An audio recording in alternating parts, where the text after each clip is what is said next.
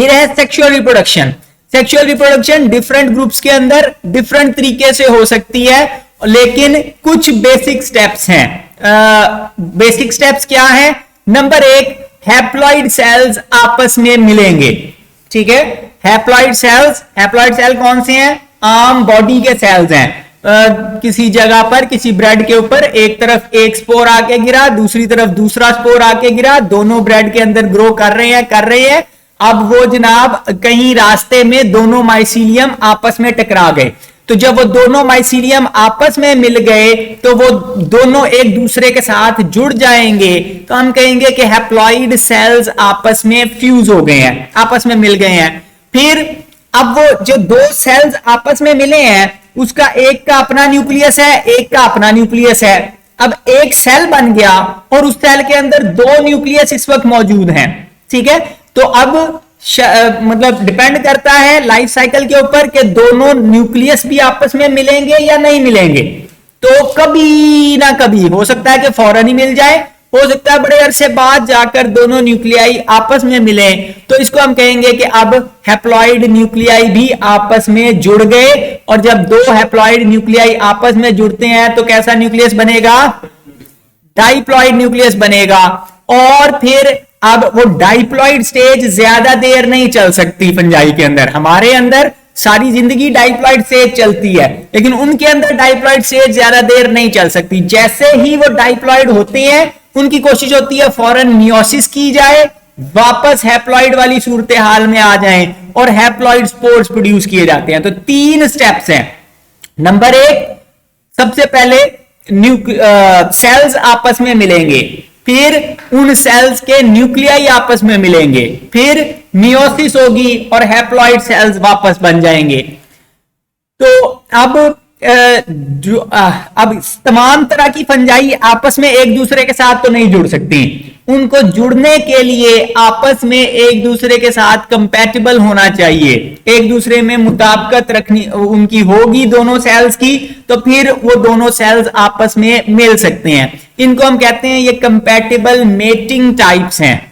अगर दो फंजाई आपस में रिप्रोड्यूस कर सकती हैं तो उनको हम कहते हैं कि ये कंपैटिबल मेटिंग टाइप्स हैं। यानी कि उसमें नजर तो नहीं आ रहा होता कि ये वाली मेल है और ये वाली फीमेल है, तो वो मेल फीमेल का डिफरेंस एनिमल्स में या प्लांट्स में हम उसे कहते हैं, तो फंजाई में वो नहीं होता, तो उसको फिर हम मेटिंग टाइप का वहां पे वर्ड इस्तेमाल करते हैं। तो अगर दो कंपैटिबल मेटिंग टाइप्स एक जनाब ब्रेड के ऊपर ग्रो कर रही हैं फॉर एग्जांपल, तो वो आपस में एक दूसरे के नजदीक आती हैं और उनके सेल्स आपस में फ्यूज हो जाते हैं, एक दूसरे के साथ जुड़ जाते हैं। इस प्रोसेस को प्लाज्मोगैमी कहते हैं। प्लाज्मो साइटोप्लाज्म के लिए है, गैमी मिलने को कहते हैं।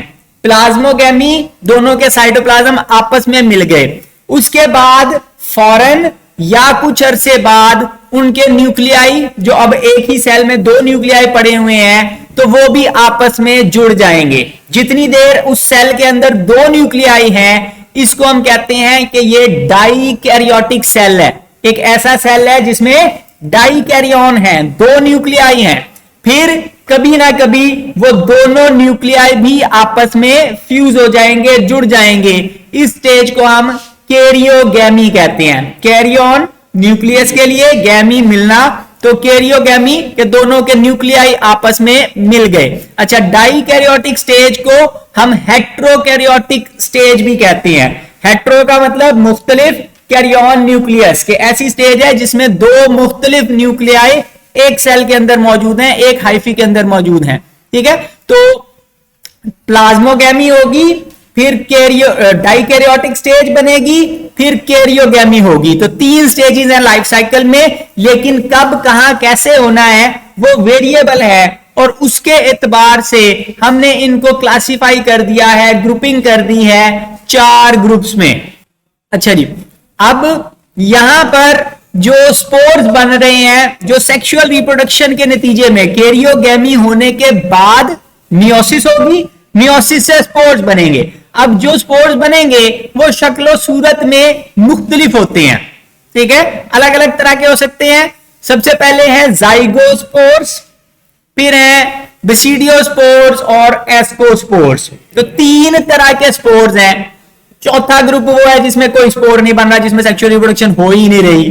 ठीक है, तो 3 तरह के स्पोर्स बन सकते हैं, और फिर ये 3 तरह के स्पोर्स भी, इनमें से जाइगोस्पोर तो ओपनली बन जाते हैं, किसी स्ट्रक्चर के अंदर नहीं लगते, लेकिन बेसिडियोस्पोर्स बेसिडियोकार्प में लगते हैं, और एस्कोस्पोर एस्कोकार्प में लगते हैं।